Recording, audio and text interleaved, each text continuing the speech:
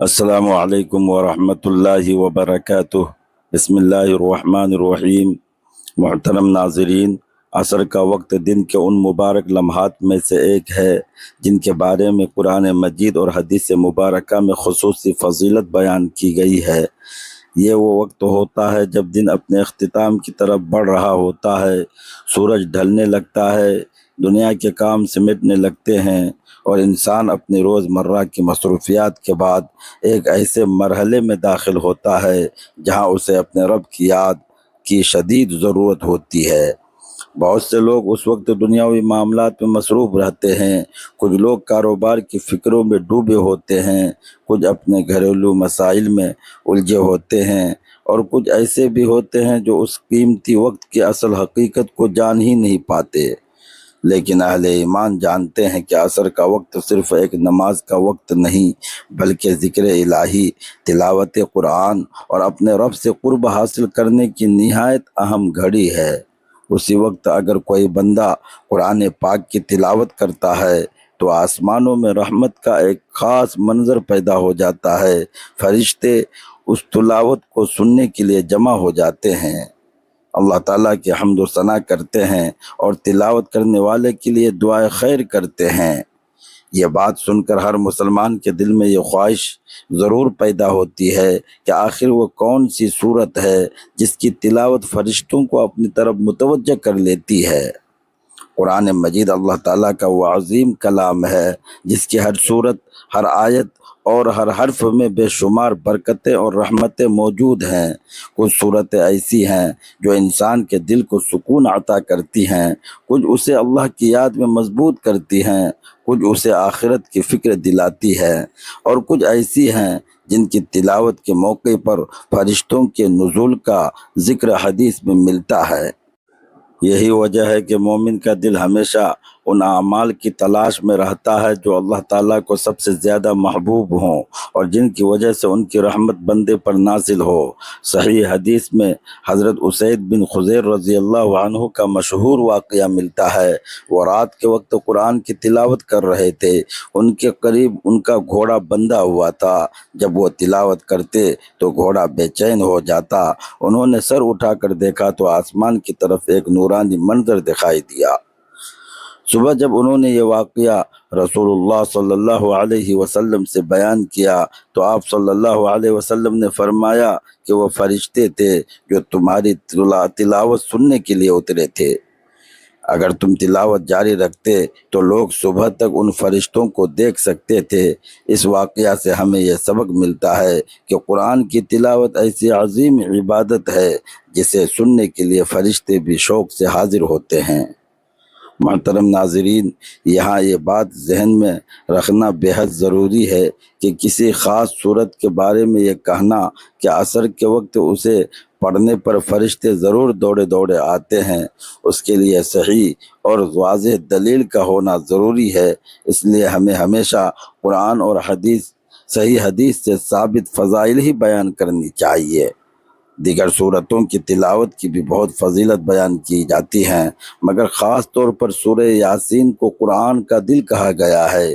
جب کوئی مومن اخلاص کے ساتھ اس کی تلاوت کرتا ہے تو اس کے دل کے اندھیرے دور ہونے لگتے ہیں اور اس کے دل کو سکون و اطمینان نصیب ہوتا ہے۔ اگر یہ تلاوت عصر کے وقت کی جائے تو اس کے روحانی اثرات اور بھی بڑھ جاتے ہیں، کیونکہ یہ وہ وقت ہوتا ہے جب دن اور رات کے فرشتے اپنی اپنی ذمہ داریاں بدلتے ہیں۔ حدیث میں آتا ہے کہ فجر اور عصر کے وقت فرشتے جمع ہوتے ہیں اور اللہ تعالیٰ کی بارگاہ میں بندوں کے اعمال پیش کرتے ہیں۔ ایسے میں اگر کوئی بندہ قرآن کی تلاوت میں مشغول ہو تو اس کی خوش نصیبی کا اندازہ لگایا جا سکتا ہے۔ ذرا تصور کیجئے، ایک انسان دنیا کے غموں سے پریشان ہے، درد نے اسے گھیر رکھا ہے، بیماری نے اسے کمزور کر دیا ہے، گھر میں نافرمانی ہے، اولاد اس کی بات نہیں مانتی، کاروبار میں نقصان ہو رہا ہے اور دل ہر وقت بے سکونی کا شکار ہے۔ ایسے میں اگر اسے یہ بتایا جائے کہ قرآن کی ایک مبارک صورت ایسی ہے جس کی تلاوت عصر کے وقت کرنے سے رحمت کے فرشتے اس کے قریب آ جاتے ہیں، اس کے لیے دعائیں کرتے ہیں اور اللہ تعالیٰ کی رحمت اس کے گھر میں نازل ہوتی ہے، تو کیا وہ اس عمل کو چھوڑ سکتا ہے؟ یقیناً ہرگز نہیں۔ آج ہماری زندگی میں بے شمار مسائل اس لیے بڑھ گئے ہیں کیونکہ ہم نے قرآن سے اپنا تعلق کمزور کر لیا ہے۔ ہمارے گھروں میں طرح طرح کی آوازیں گونجتی ہے مگر قرآن کی تلاوت کم سنائی دیتی ہے۔ موبائل فون اور دوسری مشغولیتوں میں گھنٹوں گزار دیتے ہیں، لیکن قرآن کی تلاوت کے لیے کچھ منٹ نکالنا بھی مشکل محسوس ہوتا ہے۔ حالانکہ حقیقت یہ ہے کہ دلوں کا سکون، گھروں کی برکت اور زندگی کی اصل کامیابی اللہ تعالیٰ کے کلام سے جڑنے میں ہے۔ جو شخص قرآن کو اپنا ساتھی بنا لیتا ہے، اللہ تعالیٰ اس کے لیے آسانی کے راستے پیدا فرما دیتا ہے اور اس کے دل کو نور سے بھر دیتا ہے۔ یہی وجہ ہے کہ دل بے چین ہے، گھروں سے برکتیں کم ہوتی جا رہی ہیں اور روحانی سکون ناپید ہوتا جا رہا ہے۔ اگر ہم واقعی چاہتے ہیں کہ ہمارے گھروں میں فرشتے آئیں، رحمت نازل ہو اور شیطان دور بھاگ جائے تو ہمیں قرآن کی طرف لوٹنا ہوگا۔ عصر کے وقت پڑھی جانے والی اس مبارک سورت کے فضائل بے شمار بیان کیے جاتے ہیں۔ کہا جاتا ہے کہ جو شخص اسے مسلسل پڑھتا ہے اس کے رزق میں برکت ہوتی ہے، اس کے دل سے خوف نکل جاتا ہے اور وہ اللہ تبارک و تعالیٰ کی یاد کے قریب ہو جاتا ہے۔ فرشتے اللہ کے کلام سے محبت کرتے ہیں اور قرآن کی تلاوت سننا پسند کرتے ہیں کیونکہ قرآن اللہ تعالیٰ کا مبارک کلام ہے۔ جب ایک بندہ خلوص کے ساتھ اللہ تعالیٰ کی کتاب کی تلاوت کرتا ہے تو اس کے دل پر نور اور سکون کی کیفیت طاری ہونے لگتی ہے، اس کی روح کو غذا ملتی ہے، ایمان تازہ ہوتا ہے اور اللہ تعالیٰ کی رحمت اس کی طرف متوجہ ہوتی ہے۔ نبی کریم صلی اللہ علیہ وسلم نے فرمایا، بہترین لوگ وہ ہیں جو قرآن سیکھتے ہیں اور دوسروں کو سکھاتے ہیں۔ قرآن صرف ثواب حاصل کرنے کے لیے نہیں بلکہ انسان کی زندگی کو سنوارنے اور اسے صحیح راستہ دکھانے کے لیے نازل ہوا ہے۔ جب کوئی شخص قرآن کی کسی مبارک صورت کو اپنا معمول بنا لیتا ہے تو اس کے اثرات اس کی زندگی میں نمایاں ہونے لگتے ہیں۔ اس کے اخلاق میں نکھار آ جاتا ہے، اس کے معاملات بہتر ہوتے ہیں اور اس کا دل اللہ تعالیٰ کی محبت سے بھر جاتا ہے۔ آج اگر آپ چاہتے ہیں کہ آپ کے گھر میں خیر و برکت نازل ہو، آپ کی اولاد نیک بنے، رزق میں کشادگی ہو، آپ کو بیماریوں سے شفا ملے اور فرشتے آپ کے گرد رحمت کے پر پھیلائیں، تو عصر کے وقت قرآن کی تلاوت کو اپنا معمول بنا لیجئے۔ یقین جانیے، جب بندہ اللہ تعالیٰ کے کلام سے جڑ جاتا ہے تو اللہ اس کے لیے ایسی آسانیاں پیدا فرما دیتا ہے جن کا وہ تصور بھی نہیں کر سکتا۔ اس کا دل مطمئن ہو جاتا ہے، اس کی روح کو سکون ملتا ہے اور اس کی زندگی میں برکت کے دروازے کھلنے لگتے ہیں۔ یہ دنیا عارضی اور فانی ہے جبکہ اصل کامیابی آخرت کی کامیابی ہے۔ اگر قرآن کی تلاوت انسان کو اپنے رب کے قریب لا سکتی ہے تو سوچئے اس بندے کا کیا مقام ہوگا جو ہر روز اللہ تعالیٰ کے کلام سے جڑا رہتا ہے، اسے سمجھنے کی کوشش کرتا ہے اور اس پر عمل کرتا ہے۔ آج یہ عہد کرتے ہیں کہ عصر کے بعد قرآن کی تلاوت کو اپنی زندگی کا حصہ بنائیں گے، اپنے اہل خانہ کو بھی اس کی ترغیب دیں گے اور اللہ تعالیٰ سے دعا کریں گے کہ وہ ہمیں قرآن سے سچی محبت عطا فرمائے، ہماری قبروں کو نور سے بھر دے، ہمارے گناہوں کو معاف فرما دے اور ہمیں ان لوگوں میں شامل فرمائے جن کے گرد فرشتے رحمت کے حلقے بناتے ہیں۔ آمین۔ محترم ناظرین، اس میں کوئی شک شبہ نہیں کہ یہ دنیا فانی ہے، وقتی اور عارضی ہے اور یہ دنیا انسان کا اصل وطن نہیں ہے۔ یہ دنیا ایک نہ ایک دن فنا ہو جانے والی ہے۔ یہ انسان کے لیے ایک پردیس اور سرائے کی حیثیت رکھتی ہے جہاں اسے بطور مسافر چند گنتی کے دن گزارنے ہیں، پھر سب چھوڑ کر خالی ہاتھ اپنے حقیقی وطن یعنی عالم آخرت کی طرف روانہ ہو جانا ہے اور پھر وہیں ہمیشہ ہمیشہ کے لیے ٹھہر جانا ہے۔ قرآن کریم نے دنیاوی زندگی کی بے ثباتی کا نقشہ کچھ یوں کھینچا ہے۔ خوب جان لو کہ دنیاوی زندگی محض ایک کھیل کود ظاہری خوبصورتی، آپس میں ایک دوسرے پر فخر کرنے اور مال و اولاد میں ایک دوسرے پر برتری جتانے کا نام ہے۔ اس کی مثال ایسی ہے جیسے بارش، جس کی پیداوار کاشتکاروں کو بہت اچھی معلوم ہوتی ہے، پھر وہ سوکھ جاتی ہے تو تم اسے زرد دیکھتے ہو، پھر وہ چورا چورا ہو کر رہ جاتی ہے۔ اور آخرت میں سخت عذاب بھی ہے اور اللہ تعالیٰ کی طرف سے مغفرت اور خوشنودی بھی، جبکہ دنیاوی زندگی تو محض دھوکے کا سامان ہے۔ حضرت عبداللہ بن عمر رضی اللہ عنہما فرماتے ہیں کہ رسول اللہ صلی اللہ علیہ وسلم نے ایک مرتبہ مجھے پکڑ کر فرمایا، دنیا میں اس طرح رہو گویا تم یہاں ایک اجنبی ہو یا راستہ چلنے والے مسافر ہو، اور اپنے آپ کو قبر والوں میں شمار کرو۔ معلوم یہ ہوا کہ دنیا عارضی اور فانی ہے، اسے قرار و ثبات حاصل نہیں۔ اس کے برعکس عالم آخرت ابدی، باقی اور لازوال ہے، اور وہاں کی کیفیتیں دو ہیں اور دونوں ثابت و باقی ہیں۔ ایک کافروں کے لیے اور وہ سخت عذاب ہے، دوسری ایمان والوں کے لیے اور وہ اللہ تبارک و تعالیٰ کی رحمت اور مغفرت ہے۔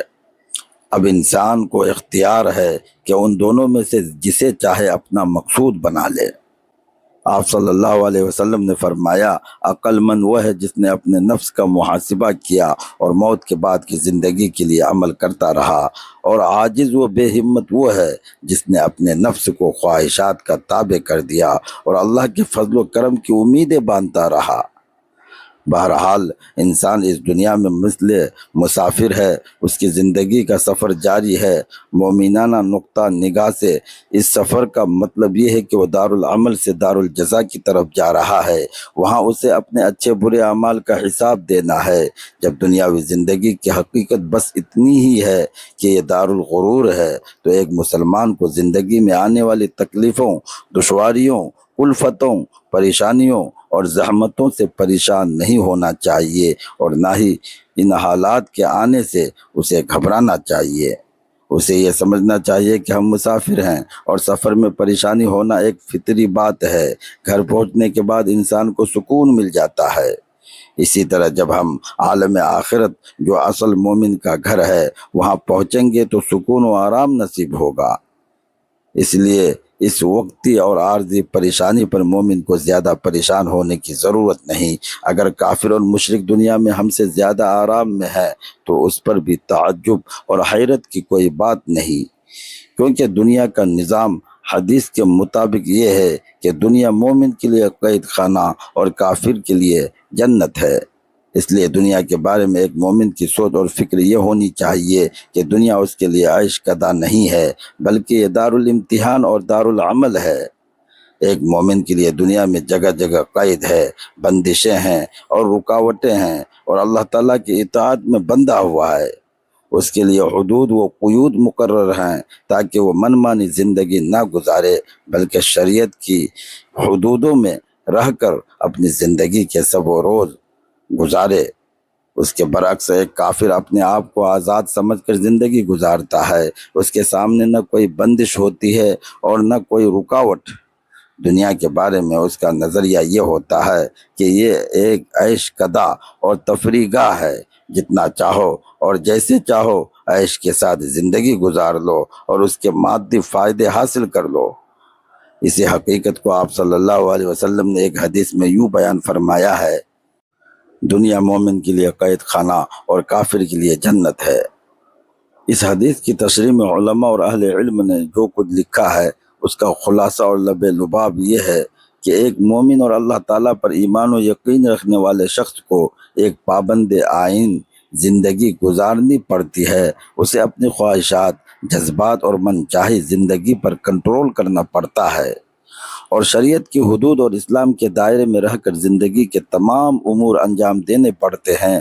اسے راہ حق کی مشکلوں، دشواریوں اور کٹھنائیوں کو جھیلنا اور برداشت کرنا پڑتا ہے۔ وہ اللہ تعالیٰ کی اطاعت اور رسول اللہ صلی اللہ علیہ وسلم کی سنت کی پیروی و اتباع میں بندھا ہوا ہوتا ہے۔ وہ دنیا کو اس نظر سے دیکھتا ہے کہ یہ دنیا عیش و عشرت، مستی اور تفریح کی جگہ نہیں ہے۔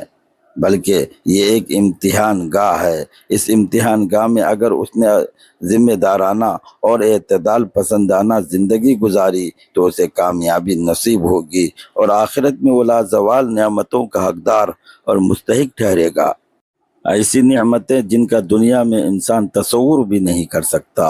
دنیا کی تمام نعمتیں ان کے مقابلے میں ہیچ اور کمتر ثابت ہوگی۔ یہی وہ پابند آئین زندگی ہے جس کی بنیاد پر دنیا کو ایمان والے کے لیے قید خانے سے تعبیر کیا گیا ہے۔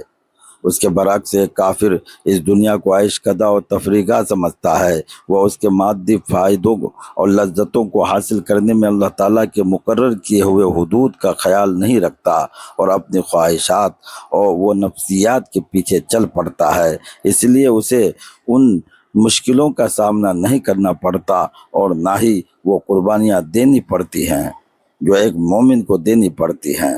بسا اوقات دنیا کی نعمتوں اور اثاثوں کی فراوانی دنیا پرست لوگوں کے حصے میں آتی ہے تاکہ وہ خوب مزے اڑا لیں اور آخرت میں جہنم کا ایندھن بنے۔ اس لحاظ سے ایک کافر کو دنیا میں بے لگام اور بے قید زندگی گزارنے کا موقع ملتا ہے۔ یہی وجہ ہے کہ دنیا اس کے لیے عیش و عشرت کا سامان بن جاتی ہے اور اسے جنت سے تعبیر کیا گیا ہے۔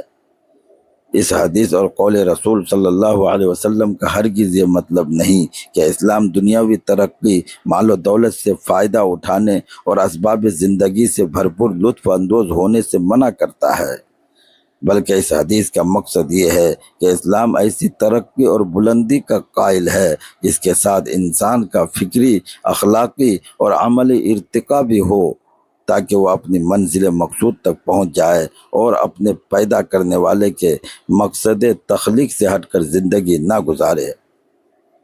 اسلام ایسی ترقی اور عروج کا ہرگز قائل نہیں جو ظاہر میں تو مادی ترقی ہو لیکن اس کے ساتھ فکری، اخلاقی اور عملی انحطاط بھی ہو، جس کے نتیجے میں انسان اپنی ہلاکت اور دائمی ذلت کی طرف بڑھ جائے۔ کسی بھی اعلیٰ اور اہم مقصد کو حاصل کرنے کے لیے انسان کو قربانیاں دینی ہی پڑتی ہیں، لہٰذا جن کی منزل آخرت ہے اور جن کا مقصد زندگی رضا الہی ہے انہیں اسلامی تعلیمات اور اصولوں کی پابندی کرتے ہوئے اپنے عیش و عشرت، آرام و راحت اور کئی دنیاوی مفادات کی قربانی دینی ہوگی۔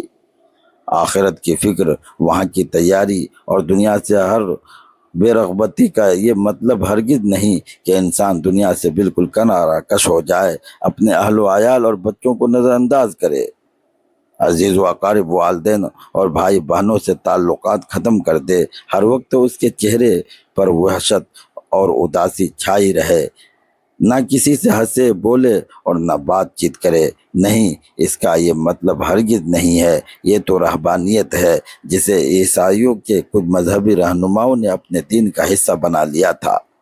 اسلام میں اس کی کوئی گنجائش نہیں۔ جو لوگ اس طرح اپنی دینداری کا ڈھونگ رچاتے ہیں ان کا اسلامی شریعت سے کوئی تعلق نہیں۔ دنیا سے بے رغبتی کا صحیح مفہوم یہ ہے کہ انسان دنیا کے تمام کام شریعت اسلامیہ کے دائرے میں رہ کر انجام دے، بیوی بچوں، رشتہ داروں اور پڑوسیوں کے حقوق ادا کرے اور کسی بھی لمحے آخرت سے غافل ہو کر صرف دنیا کی طلب میں مشغول نہ ہو۔ خلاصہ یہ ہے کہ دنیا دراصل دارالعمل ہے۔ ہم یہاں اس بات کے پابند ہیں کہ عمل صالح کے ذریعے اپنی زندگی کو سنواریں، کیونکہ آخرت دارالجزا ہے جہاں جنت اور جہنم کا فیصلہ انسان کے اچھے اور برے اعمال کو سامنے رکھ کر کیا جائے گا۔ یہ بات ہمیشہ یاد رکھیے کہ انسان اپنی فطرت کے اعتبار سے نہ نوری اور جنتی ہے اور نہ ہی ناری اور جہنمی، بلکہ وہ اپنے اعمال کے ذریعے نوری یا ناری بنتا ہے۔ محترم ناظرین، اب ہم عصر کے وقت کے حوالے سے بات کرتے ہیں کہ عصر کی نماز کی قرآن و حدیث میں کتنی اہمیت اور فضیلت بیان کی گئی ہے۔ ہر مسلمان مرد اور عورت پر دن اور رات 5 وقت کی نماز فرض ہے۔ ان نمازوں کو ان کے مقررہ وقت پر ادا کرنا ضروری ہے۔ اگر کوئی شخص بغیر کسی شرعی عذر کے ان میں سے کسی نماز کو چھوڑ دیتا ہے تو وہ سخت گنہگار ہوتا ہے۔ 5 نمازیں اپنی جگہ بے حد اہم ہیں، مگر نماز فجر اور نماز عصر کا قرآن و حدیث میں خاص ذکر کیا گیا ہے۔ ان دونوں نمازوں کی فضیلت اور انہیں چھوڑنے پر سخت وعیدیں بیان کی گئی ہیں۔ حضرت ام عطیہ بنت ربیعہ رضی اللہ عنہ فرماتی ہیں، میں نے رسول اللہ صلی اللہ علیہ وسلم کو فرماتے ہوئے سنا، وہ شخص ہرگز جہنم میں داخل نہیں ہوگا جو سورج نکلنے سے پہلے فجر اور سورج غروب ہونے سے پہلے عصر کی نماز ادا کرتا ہے۔ حضرت ابو موسیٰ اشعری رضی اللہ عنہ روایت کرتے ہیں، جو شخص 2 ٹھنڈی نمازیں یعنی فجر اور عصر پابندی سے پڑھتا رہا وہ جنت میں داخل ہوگا۔ حضرت بریدہ رضی اللہ عنہ نے فرمایا، ہم ایک غزوے کے سفر میں تھے، بارش کا دن تھا، آپ صلی اللہ علیہ وسلم نے فرمایا عصر کی نماز جلدی پڑھ لو، کیونکہ رسول اللہ صلی اللہ علیہ وسلم نے فرمایا جس نے عصر کی نماز چھوڑ دی اس کے تمام نیک اعمال ضائع ہو گئے۔ حضرت ابو ہریرہ رضی اللہ عنہ سے روایت ہے کہ رسول اللہ صلی اللہ علیہ وسلم نے فرمایا، نماز عشاء اور نماز فجر منافقوں پر سب سے زیادہ بھاری ہوتی ہیں، اگر تم ان کا اجر جانتے تو گھٹنوں کے بل چل کر بھی ان کے لیے آتے۔ رسول اللہ صلی اللہ علیہ وسلم نے یہ بھی فرمایا، جو لوگ نماز فجر کے بعد سورج نکلنے تک اللہ کا ذکر کرتے رہیں، مجھے ان کے ساتھ بیٹھنا اس سے زیادہ پسند ہے کہ میں اولاد اسماعیل میں سے 4 غلام آزاد کروں۔ اور فرمایا، مجھے ایسے لوگوں کے ساتھ بیٹھنا جو نماز عصر سے سورج غروب ہونے تک اللہ کا ذکر کرتے رہیں، اس سے زیادہ پسند ہے کہ میں 4 غلام آزاد کروں۔ ان احادیث مبارکہ میں فجر اور عصر کی نمازوں کی اہمیت بیان کی گئی ہے، کیونکہ فجر کے وقت اکثر لوگ نیند میں ہوتے ہیں اور عصر کے وقت لوگ اپنے دنیاوی کاموں میں مشغول ہوتے ہیں، اس لیے ان اوقات میں غفلت زیادہ ہوتی ہے اور شیطان انسان کو نماز سے روکنے کی کوشش کرتا ہے، لہذا ان دونوں نمازوں پر خاص زور دیا گیا ہے بنسبت دوسری نمازوں کے۔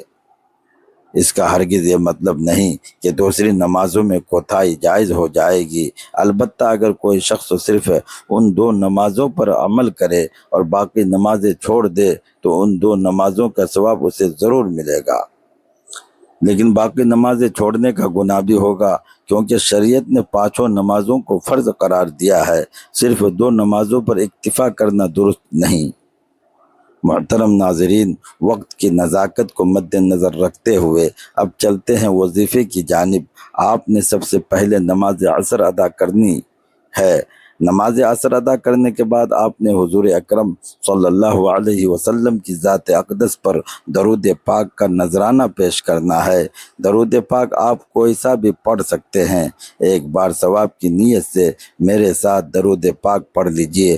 اللہم صلی علی محمد وعلی آل محمد کما صلیت علی ابراہیم وعلی آل ابراہیم انک حمید مجید۔ اللہم بارک علی محمد وعلی آل محمد کما بارکت علی ابراہیم وعلی آل ابراہیم انک حمید مجید۔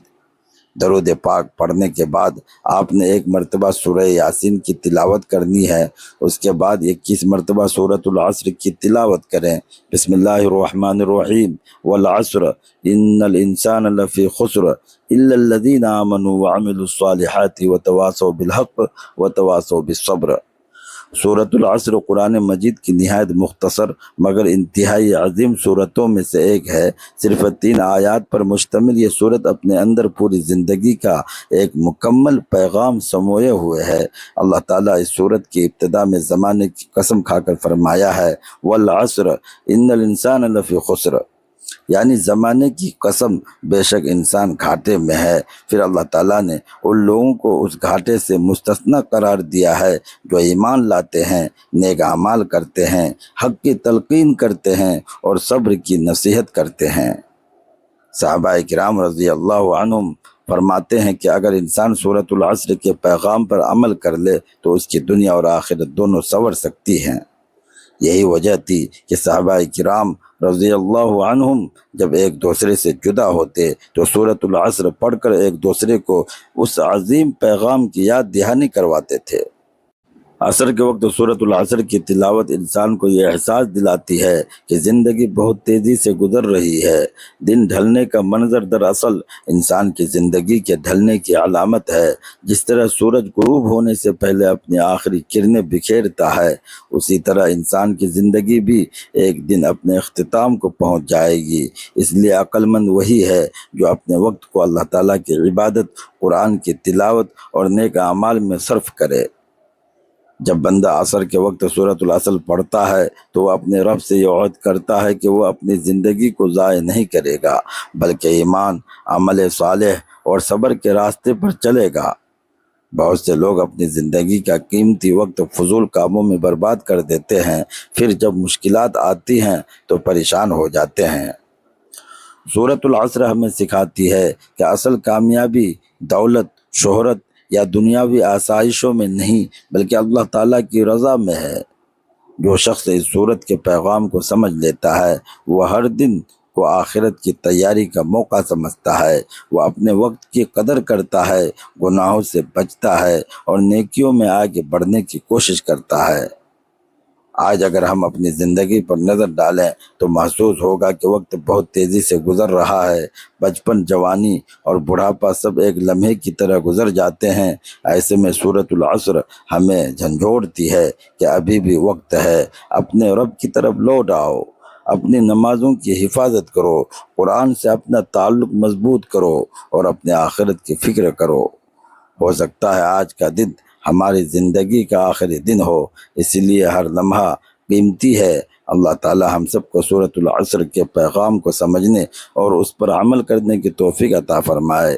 یا اللہ، ہمارے وقت میں برکت عطا فرما، ہمیں ایمان پر قائم رکھ، ہمیں نیک اعمال کرنے والا بنا، ہمیں حق بات کہنے اور سننے کی توفیق دے، ہمیں صبر کرنے والوں میں شامل فرما، ہمارے گناہوں کو معاف فرما، ہماری پریشانیوں کو دور فرما اور ہمیں دنیا و آخرت کے نقصان سے محفوظ فرما۔ یا اللہ، ہمیں قرآن پاک سے سچی محبت عطا فرما اور ہمیں اپنی رضا والے راستے پر چلنے کی توفیق عطا فرما۔ آمین یا رب العالمین۔